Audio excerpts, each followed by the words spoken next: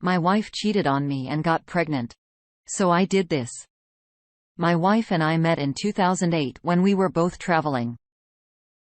We met Madrid, and it was a very stereotypical meet-cute. Our eyes met from across the bar and I approached her. We ended up going home together that night. We spent the next 3 days having sex and drinking and soaking up the sun and decided to keep in touch. She went home and I finished my travels and we began a year-long, long-distance relationship before I moved to be with her. Over the course of the long-distance relationship, she divulged to me that she had cheated on a previous boyfriend and felt bad about it, but felt his choice to dump her was over the top and that cheating wasn't always a silver bullet, especially since it was only a kiss. I realized now that she was sizing up my reaction and almost certainly cheating. This I can actually forgive and let go because duck long-distance relationships, and it's in the distant past, but not what happened last week. I told her at the time it was a deal-breaker. And if I caught her so much as flirting with another man, I would dump her. There are 2 absolute no-nos in a relationship. No violence, and no cheating. A year after I moved, we got married. And a year later, she fell pregnant. I was overjoyed. She seemed distant and sad and anxious the first 2 months after finding out.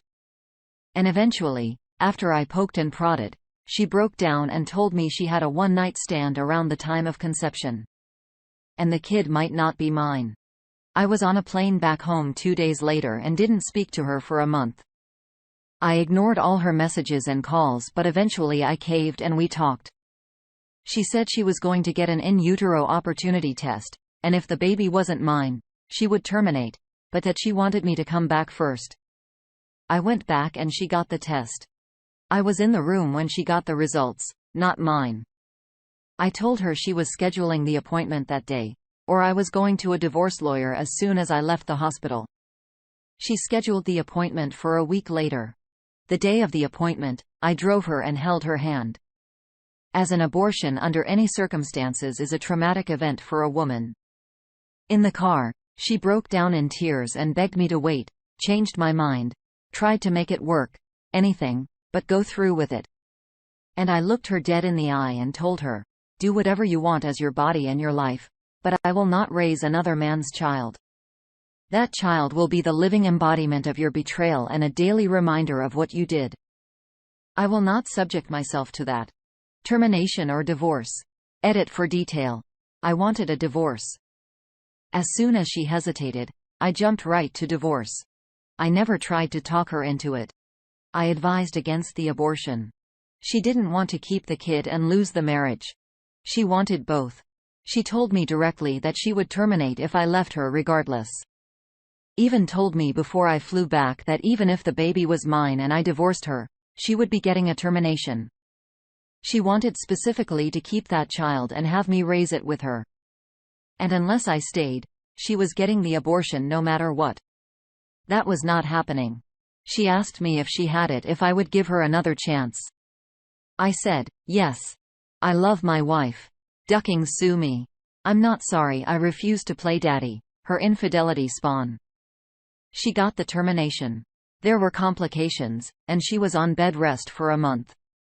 For a while after, she was short with me, unaffectionate and cold. We lost the spark. I tried. She didn't. She told me one night after a few drinks that she resented me for making her choose. I told her I was glad she got the abortion as she deserved to suffer what she'd done. I regretted saying this out loud immediately, even though that is exactly how I felt and still feel. One day I came home early from work and found her crying on the couch with a man next to her holding her. A man I'd met many times before, a man she worked with. The look on their faces told me everything I needed to know. He was the father. It wasn't a one-night stand. After I dragged him out of the house by his neck, she admitted they had a 3-month affair. I will never know if this is the extent of the truth. To this day, I accept that and have stopped asking. I began to divorce proceedings and immediately kicked her out of the house. She begged and cried and pleaded for months. And again, stupidly, I broke and took her back. I told her she had to quit her job and cut contact. She agreed and made the call there and then. We moved away from her city and bought a house in mine in the other end of the country. We went to marriage counseling and got better. Slowly, but surely, we went from strength to strength.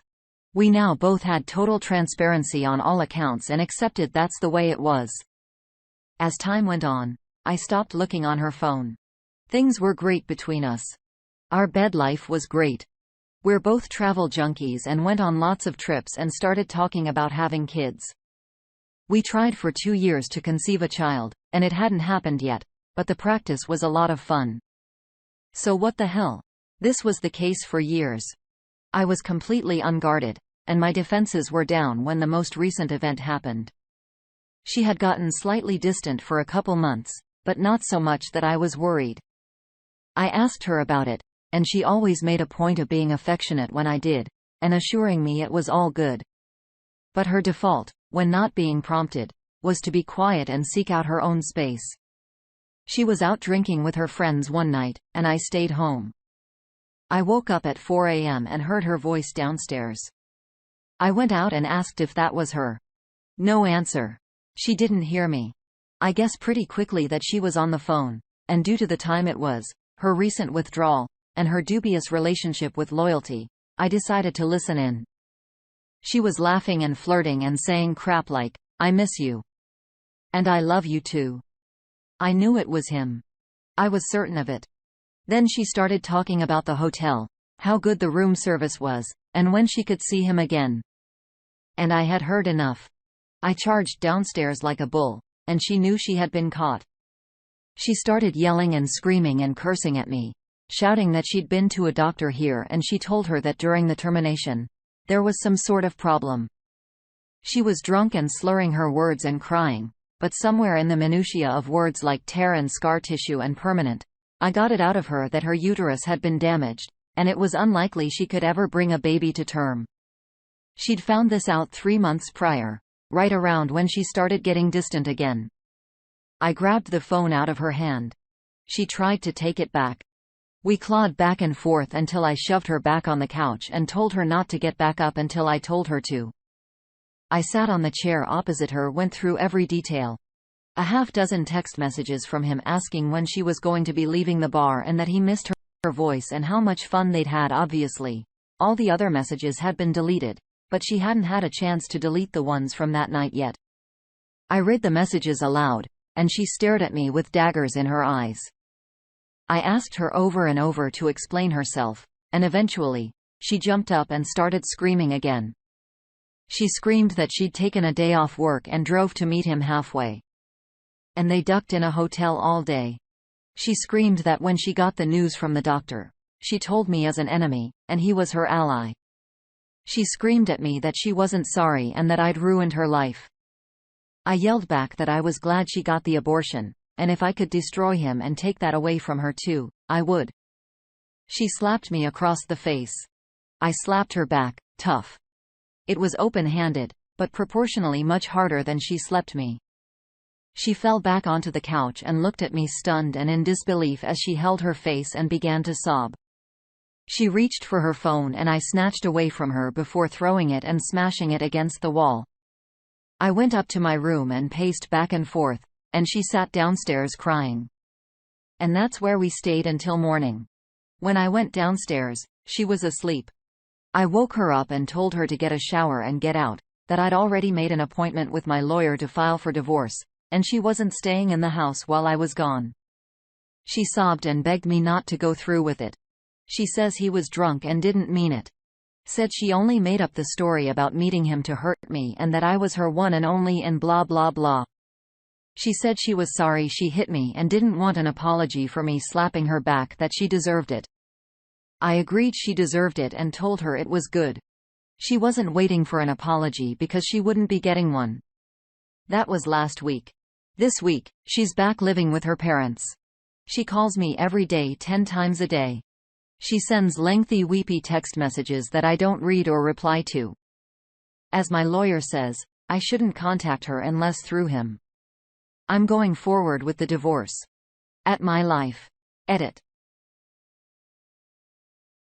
An important note I left out that I have answered on numerous comments. And it wasn't until someone pointed out I should have mentioned it in the original post. She stated that she had no interest in raising the baby alone. If I divorced her, she was going through with it.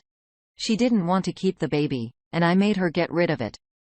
She wanted us both to keep it and be the father to the child of the man she cheated with. At this point, I still believe the pregnancy was due to a one-night stand she had a weekend away with the girls. Was not on a weekend with the girls.